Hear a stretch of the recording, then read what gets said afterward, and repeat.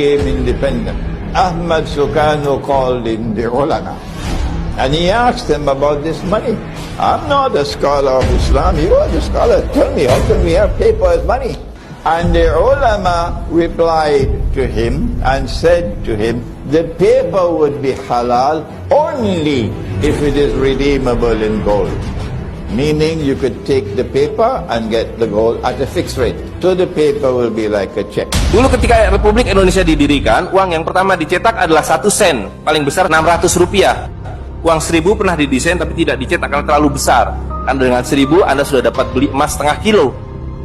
Pada waktu itu 1 gram emas hanya 2 rupiah. Bank Sentral Republik Indonesia itu bukan Bank Indonesia. Dulu namanya BNI 46. Tapi Belanda tidak mau. You mau merdeka, you mesti nurut saya. Hentikan BNI 46, ganti dengan bank saya, the Jeffers Bank, menjadi Bank Indonesia.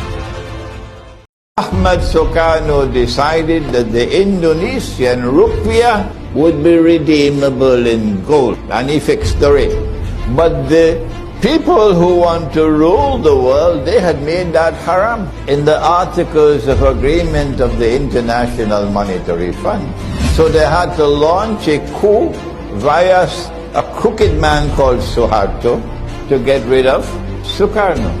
Munculnya bank sentral itu bersamaan dengan munculnya apa yang disebut sebagai public debt, hutang publik. Sehingga kita sekarang ini setiap bayi yang lahir di Indonesia ini membawa hutang sebanyak 8 juta rupiah pada para bankir. Bank-bank sentral ini perusahaan swasta. Semua bank sentral adalah perusahaan swasta, dimiliki oleh segelintir orang.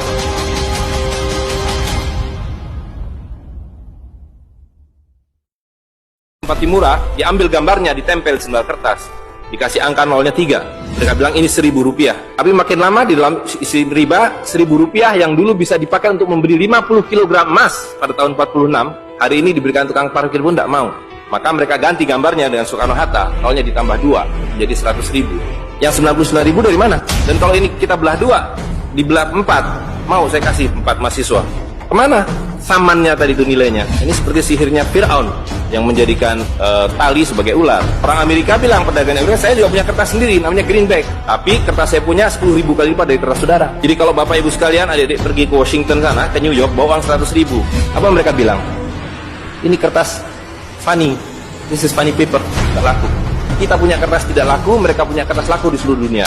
Uang kertas adalah ilmu sihir. Bahwa hari ini kita hidup di bawah ilmu sihir, seperti halnya rakyat Fir'aun dulu hidup di bawah sihir para Fir'aun. Uang kertas adalah penipuan, no value. Inilah ilusi yang lain, sihir yang lain. Semakin besar uang Anda bukan semakin kaya. Semakin uang besar Anda berarti semakin miskin. Ketika terjadi kerismon, rupiah makin tidak laku, harus dibikin uang 100.000. Dan sekarang uang 100.000 sudah mulai tidak laku. Ibu-ibu sudah komplain kalau pergi ke pasar dengan 100.000. Sudah tidak bisa beli apa-apa ini. Yang tidak kita sadari adalah ketika ini terus berputar-berputar, 10 tahun yang lalu ini dapat 10 ekor ayam. Hari ini tinggal dapat 3 ekor ayam. Lah yang 7 ekor ayam kemana? Ini kalau dicincang-cincang nggak ada nilainya. Kemana nilainya? Habis. Jadi nilainya ini palsu. Itulah sihir dari uang kertas. Dan ketika manusia masih taat kepada Allah SWT, semua emas digunakan sebagai alat tukar. Bagaimana emas dan perak harus diedarkan? Maka dia harus dibuat menjadi koin sebagai alat tukar. Tidak ada fungsi lain daripada emas dan perak kecuali sebagai alat tukar. Ini sebetulnya apa bedanya dengan kertas tisu ini? Kecuali gambarnya. Jadi yang disebut uang kertas itu adalah numerologi, nomor-nomor. Ini ilmu sihir sepenuhnya. Orang lebih menyukai kertas ini daripada emas. Betul nggak? Jadi kalau di sini ada 40 orang, pasti kalau dilihat hampir semuanya punya kertas dan mungkin nggak ada yang punya emas. Ya, tadi kita dibuat disihir seolah ini punya nilai gitu. Sementara emas dan peraknya sekarang kemana? Emas dan peraknya disimpan oleh mereka yang mencetak uang kertas ini. Karena itu kalau dulu waktu Indonesia merdeka, uang paling besar itu hanya 600 rupiah. Tidak ada uang 1000. Karena uang 1000 pada waktu itu sangat besar. Harga emas 1 gram hanya 2 rupiah.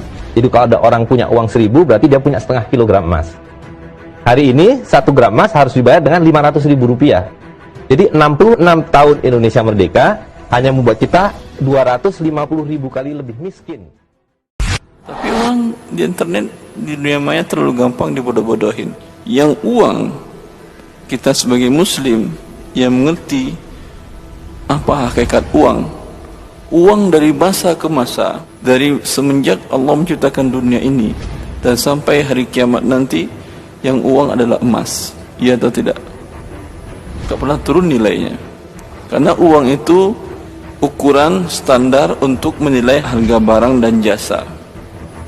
Bukankah Rasulullah SAW diriwayatkan dalam Bukhari dan Muslim, beliau memberi uang 1 dinar kepada Urwah bin Ja'ad al-Bariqi untuk beli seekor kambing. Dapat 1 kambing dengan harga 1 dinar. Sekarang setelah 1400 tahun lebih, 14 abad lamanya, dapat enggak dengan 4,25 gram emas 1 ekor kambing? Dapat.